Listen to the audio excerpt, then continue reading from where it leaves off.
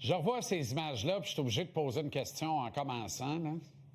Est-ce que la droite de Brandon Eagles sur le caisseur de Juraj Slafkovský aura le même effet sur le Canadien que la mise en échec de Tom Wilson sur Alexandre Carrier dans la ronde numéro 1 d'il y a un an contre les Caps de Washington? On savait que ce ne serait pas parfait, mais avec une victoire un petit peu inattendue dans le premier match, on a cru quasiment à 2014. En tout cas, moi, ça m'a traversé l'esprit.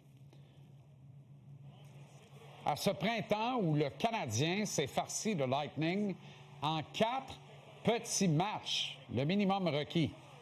Un certain Martin Saint-Louis n'avait pas eu à subir les affres du balayage, parti chez les Rangers à la date limite des transactions. Gagnant quand même le championnat des marqueurs des Bolts avec 61 points, dont 29 buts en 62 matchs. Nikita Kucherov y était, graduant de la filiale de Syracuse. Victor Hedman y était lui aussi. John Cooper dirigeait sa première saison complète derrière le banc de l'équipe. Michel Therrien coulait son deuxième séjour derrière celui du Canadien. Max Pacioretty menait la charge, suivi des David Desharnais, Thomas Plekanec, Alex Galchenyuk et un certain, tiens donc, Brendan Gallagher. En défense, la paire Piquet Subban et Andrei Markov. C'était le pain et le beurre devant un Carey Price au sommet de son art, au sommet de son sport.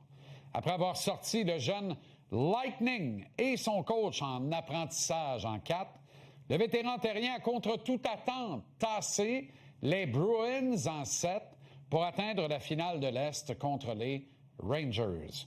Chris Kreider y est alors allé, attention, image choquante, on n'aime pas se rappeler de ça, d'une savate, savante et sauvage, hara la glace dans le genou de Price, avec le nouveau roi ROY sorti. S'en est allé le rêve de la 25e, puisque Dustin The Wind Tokarski paraissait bien petit dans les patins de Joyau Lasso. Question de relativiser juste un peu. Un attaquant du Canadien a scoré 3 buts dans un même match en 2014. Le célèbre René Bourque de Lac-la-Biche. Juraj Slafkovský a été le premier à imiter Bourque 12 ans plus tard dans le même uniforme. Et on a enfilé les superlatifs et autres comparaisons, pas toujours ajustés, je me dois de le préciser. J'y reviens d'ailleurs dans quelques secondes. Le temps de vous dire qu'en 2015, un printemps suivant ce balayage, le Lightning a sorti le Canadien en 6 au deuxième tour, prenant une douce revanche. Depuis, ces deux équipes qui ne s'aiment pas se sont affrontées une seule autre fois lors de la finale de la Coupe pandémique de juillet 2021. Autre gain des Bolts, 7 fois en 5 matchs. Une défaite qui a signifié la fin d'une époque sur Montréal, celle de Carey, de Shea, mais aussi de Marc Bergevin et l'ineffable Trevor Timmons. Au fait, Martin Saint-Louis a eu la chance de battre le club qui a levé le nez sur lui alors qu'il était libre comme l'air et qu'il quêtait un essai dans un camp professionnel. C'était en 2004, Tampa Bay qui avait vulgairement liquidé le Canadien en 4 petits matchs au deuxième tour, en route vers une conquête de la Coupe signée Saint-Louis et son comparse, le grand Vincent Lecavalier.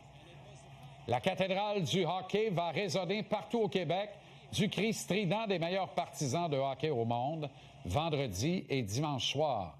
Ça laisse encore 2 jours à Saint-Louis pour convaincre sa cour de récréation de l'ampleur du sacrifice qui les attend. Le qualificatif est le bon, le sacrifice. Un des mots les plus importants dans un parcours printanier. Dimanche, en travaillant peu à égalité numérique, Montréal a gagné le match. Mardi, Cooper a rassuré ses hommes en jetant systématiquement le gros Scott Sabourin dans la mêlée face à Josh Anderson. Anderson a joué un grand match bien seul sur son île. Résultat, les petits gars de Saint-Louis faisaient leur âge dans ce deuxième match de la série. Au point d'en imaginer aisément quelques-uns avec encore la couche aux fesses et ce que ça implique. Nick Suzuki et Cole Caulfield ne sont pas fatigués, comme l'a prétendu le capitaine après la défaite. Ils sont nerveux pour rester bien polis. Ils se demandent constamment qui va arriver par derrière pour leur arracher la tête.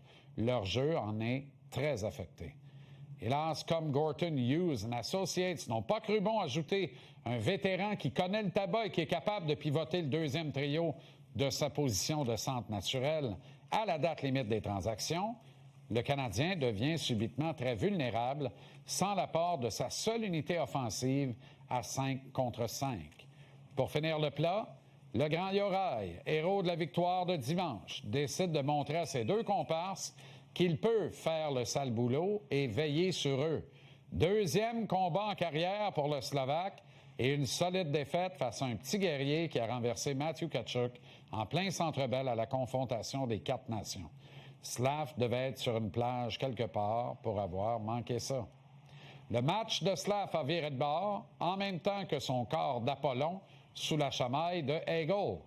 Espérons qu'il saura retrouver ses jambes et ses esprits d'ici le match de vendredi.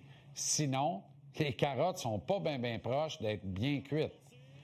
Et un tube de Crazy Glue tant qu'à y être à retrouver également pour Slav afin d'en mettre un peu dans ses gants. C'est une ligue de monsieur ici et Slav est encore un gamin. Il nous l'a rappelé lui-même dans l'amère défaite de mardi. On reparlera bien ou pas de Kirby Dach et de quelques autres demain.